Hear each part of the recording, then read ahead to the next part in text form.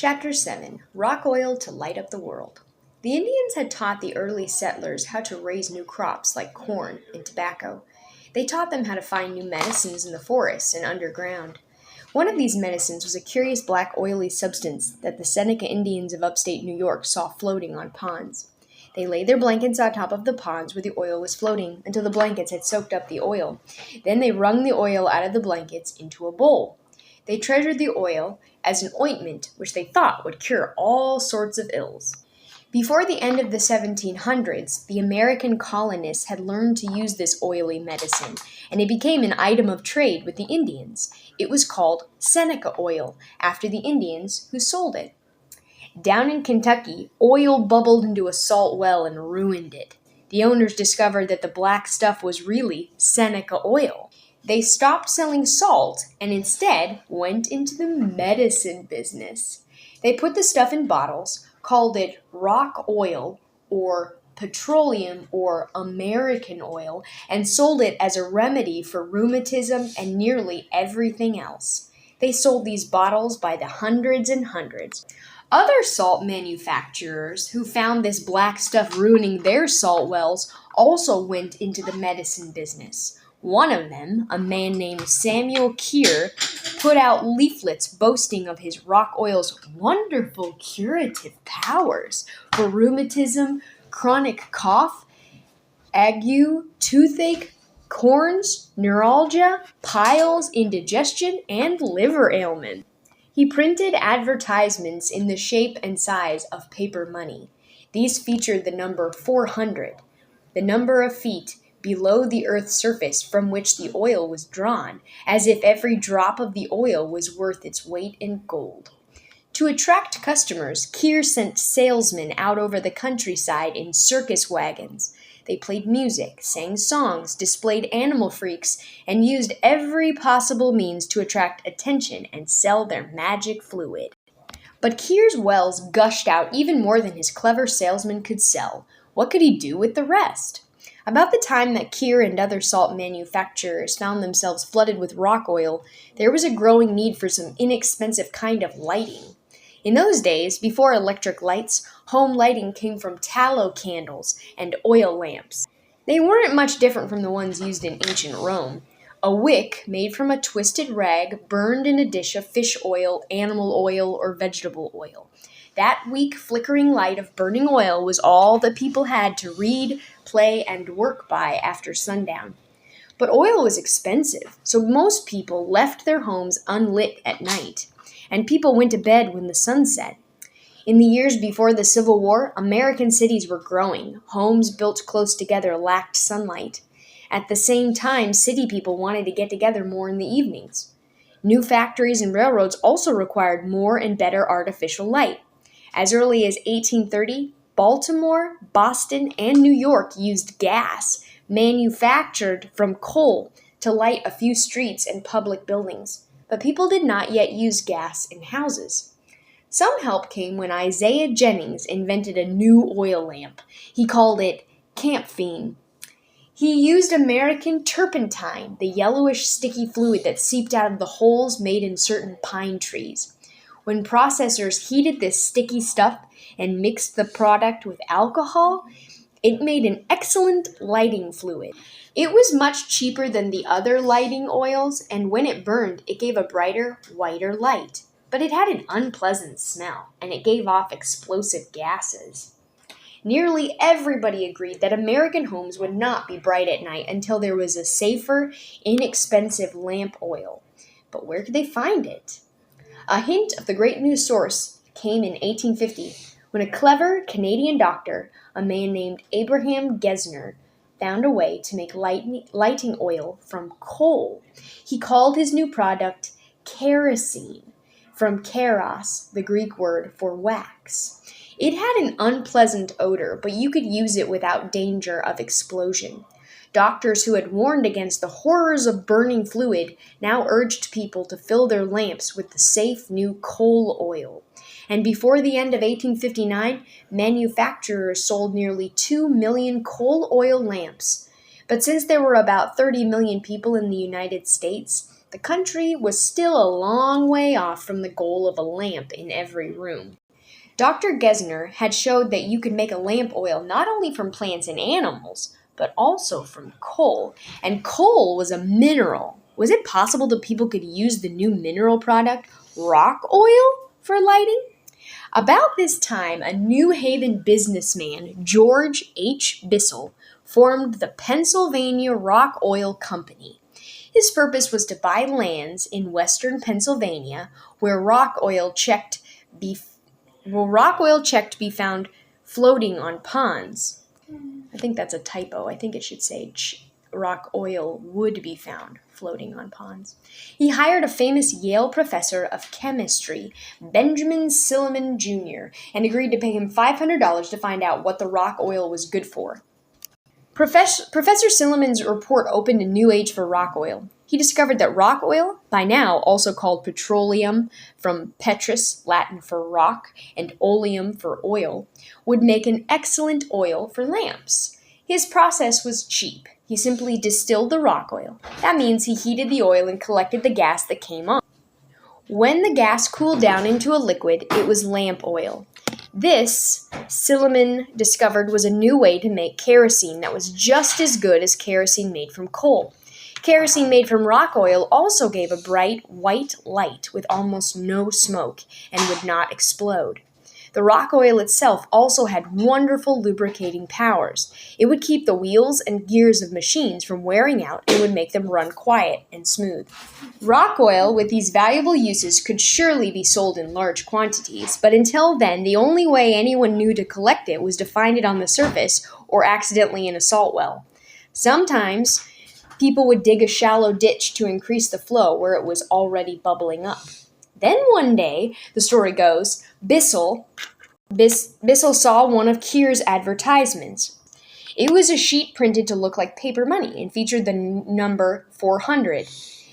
Ad 1848, it read, discovered in boring for salt water, about 400 feet below the Earth's surface. Boring? If you could obtain oil when you drilled for salt water, why not simply drill for the oil? Oil coming out of the ground, exclaimed a friend. Pumping oil out of the earth the way you pump water? Nonsense, you're crazy. But Bissell and the other go-getting businessmen in the Pennsylvania Rock Oil Company decided to try. They sent Edwin L. Drake out to the oil fields from New Haven, Connecticut. One reason they picked him was that since he'd been a railroad conductor, he still had a free pass on the railroads. He could go out west to western Pennsylvania without it costing anybody anything. When Drake reached Titusville, the town closest to the biggest finds of surface oil, he decided to drill for oil. But at first, he could not find a driller willing to do the job. The drillers all thought that boring for oil was silly. Then luckily, he found an old salt driller, Uncle Billy Smith. Smith was also a skilled blacksmith and knew how to make drilling tools. Uncle Billy began drilling in June 1859. He reached bedrock only 32 feet below the surface, and then Uncle Billy could drill no more than 3 feet each day. Drake thought that to find oil, they might have to drill 1,000 feet. On Saturday, August 29, 1859, the hole still reached down less than 70 feet. When Drake and Smith came back on Monday morning, the hole was full of oily black stuff. "What's that?" Drake asked. Uncle Billy replied, "That's your fortune." Soon there was an oil mania. Everyone wanted to get rich from oil. The map of northwestern Pennsylvania was dotted with such new names as Oil City, Oleopolis, and Petroleum Center. Like the instant cow towns, these instant oil towns boomed. They were good places for salesmen and for swindlers. Some well drillers began doctoring their wells. They would pour buckets of oil into their holes at night to trick buyers who came along to look the next morning. When Drake's first well began to gush oil, they put the oil into old whiskey barrels, wash tubs, and any other container in sight. But since the oil was flammable, it was dangerous to store in the open. The producers usually sealed the oil in barrels before loading it on wagons. Then they hauled it to the railroad or to docks on the nearest rivers. Since roads were poor, the best way to move the oil barrels was on flatboats. But in the streams nearest the oil wells, the water was usually too low to float the loaded flatboats. The clever oilmen then invented their own way of filling the creeks with water to float their oil barrels to market. The name for their system was the Fond Freshet. Freshet meant a sudden flood of water. For example, on Oil Creek, each oilman made his own artificial pond, held back by a dam. Then, at a signal, each quickly opened the dam of his own artificial pond. This suddenly flooded the creek. Only a few minutes before, the creek was much too shallow for the big flatboats. Now, this man-made wave floated down the stream. All the flatboats along the way were alert and ready.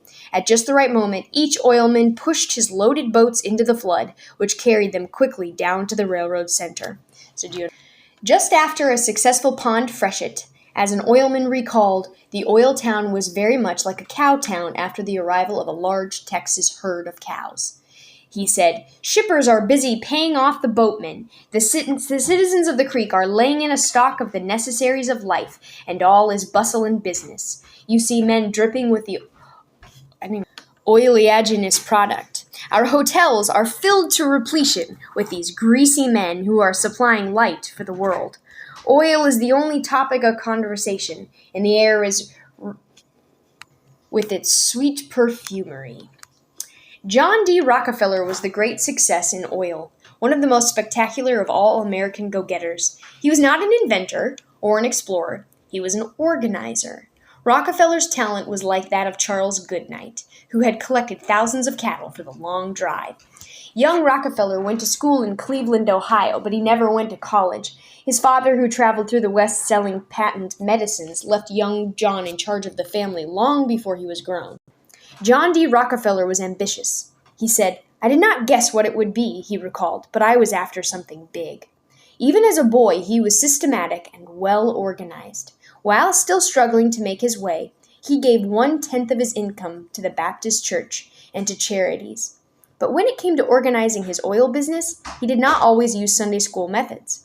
Cleveland, Ohio was a good place to organize something big in the oil business.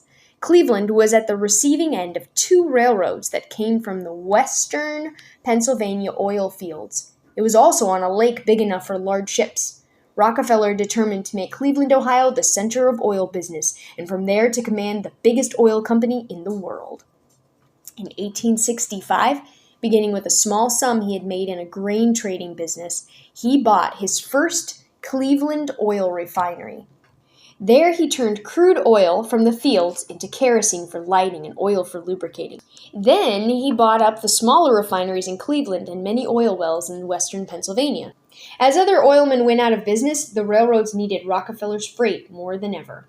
He was clever at making the 2 Cleveland railroads compete for his business. He bargained with one railroad by threatening to give all his business to the other, and he finally forced them to charge him lower prices than they charged anybody else. He did this by secret arrangement so the other customers of the railroad could not know for sure what was happening. He pretended to pay the same price as the railroad charged everybody else. Then the railroad secretly gave him back a rebate, a refund on each barrel of his oil that they had hauled. After he perfected these tactics, he went to the small refiners in other parts of the country and asked them to sell to him. "If you don't sell your property," he would say, "it will be valueless because we have advantages with the railroads." "But we don't want to sell," they would say. "You can never make money," Rockefeller would reply. "You can't compete with the Standard Oil Company. We have all the large refineries now. If you refuse to sell, it will end in your being crushed." He would then offer a price far below what the owners thought their refineries were worth, but they usually sold because they realized that Rockefeller could drive them out of business. When it became cheaper to pump oil through pipelines instead of carrying it in barrels, Rockefeller organized his own pipeline. Then, when explorers found a different kind of oil in Ohio, Rockefeller hired chemical engineers to invent new kinds of refineries.